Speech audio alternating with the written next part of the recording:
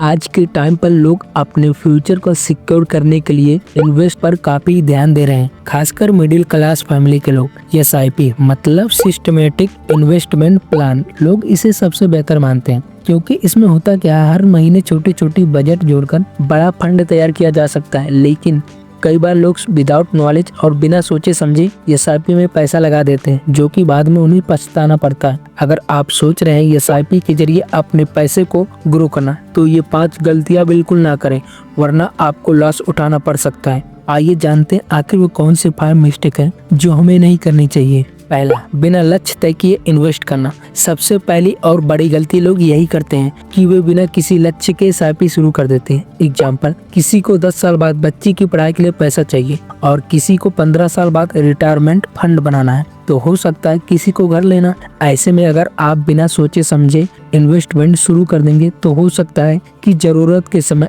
आपके पास पर्याप्त पैसा ना हो। इसलिए हमेशा यह तय कर लें कि आपको कितने समय में कितनी पैसों की जरूरत है, उसी के अनुसार एसआईपी में इन्वेस्ट करें।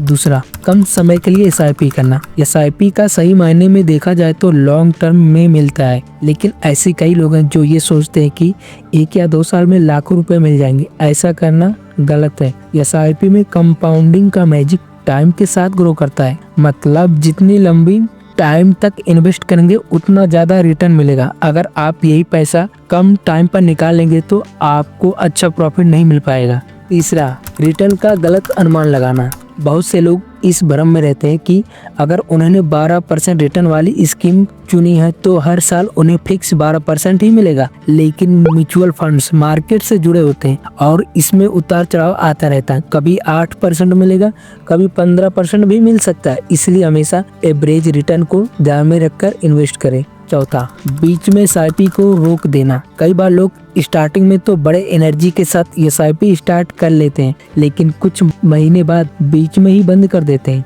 यह सबसे बड़ी गलती है।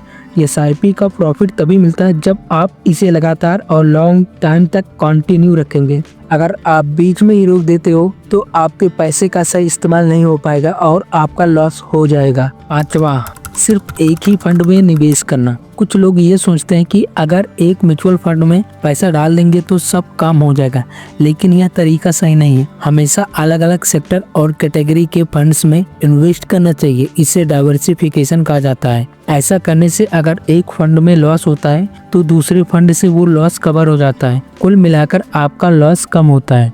एक एग्जाम्पल से समझते हैं। आपने 5,000 इन्वेस्ट करना शुरू कर दिया 15 साल के लिए। इसका औसत रिटर्न 12% मानकर चलते हैं। 15 साल बाद लगभग आपका पैसा 25 लाख हुए। अगर आप बीच में 5 साल बाद ही पैसा निकाल लेंगे तो ये फंड घटकर केवल 4 से 5 लाख ही रह जाएगा। यही वजह है कि एसआईपी को लॉन्ग टर्म तक रखना जरूरी है। अगर आप सच में चाहते हैं कि एसआईपी से अच्छा खासा फंड बने और फ्यूचर में पैसों की टेंशन ना हो, तो ये 5 गलती बिल्कुल ना करें। सही प्लानिंग करें, लॉन्ग टर्म तक इन्वेस्ट करें, बीच में एसआईपी बंद ना करें और हमेशा डाइवर्सिफिकेशन का ध्यान रखें। याद रखिए, एसआईपी का शॉर्टकट नहीं बल्कि धीरे धीरे पैसा बनाने का सबसे सेफ तरीका है। अगर आप फाइनेंस, बिजनेस और सेल्फ इम्प्रूवमेंट में इंटरेस्टेड हो, चाहते हो अपने लाइफ को सिक्योर करना और पैसे की प्रॉब्लम को दूर, तो हमारे इस चैनल को सब्सक्राइब जरूर करें। हम आपकी लाइफ में वैल्यू ऐड करना चाहते हैं। फिर मिलते हैं। अगर आपका कोई टॉपिक है तो कमेंट जरूर करना।